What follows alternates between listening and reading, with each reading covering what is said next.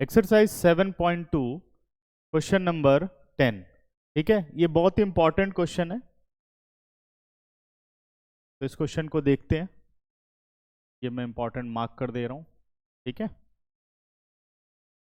I be the integration of 1 upon x minus root x d x. ठीक है ना। अब यहां पर अगर हम इंटीग्रेशन में आए तो ध्यान से आप देखो कि अब ये तो क्लियर है भाई, एक्स को पुट करने का कोई फायदा नहीं है, वो तो D x d T bus variable में चेंज आएगा, ये टी बन जाएगा, ये रूट टी बन जाएगा और ये डी टी बन जाएगा।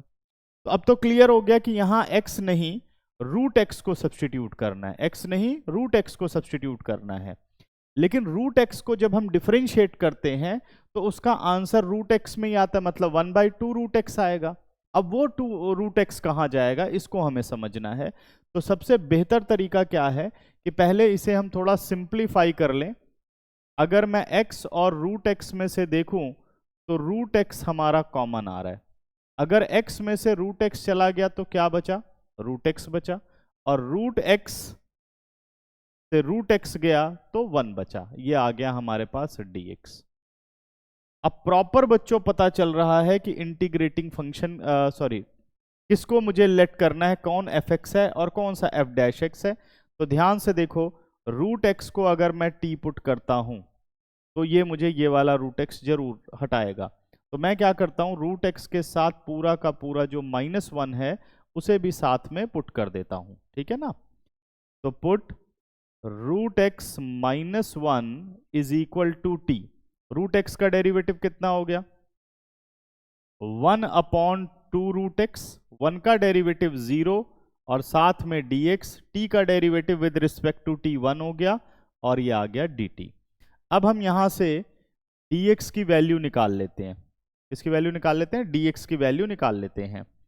तो dx की वैल्यू हमारे पास आ गई, dx is equal to 2 root x dt।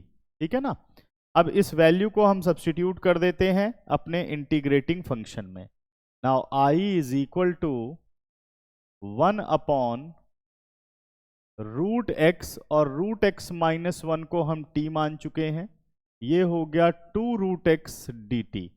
Root x और रूट एक्स कैंसिल आउट हो गया, 2 को हमने बाहर किया, 1/t डी टी, और 1/t का इंटीग्रेशन हो गया 2 log mod t प्लस सी।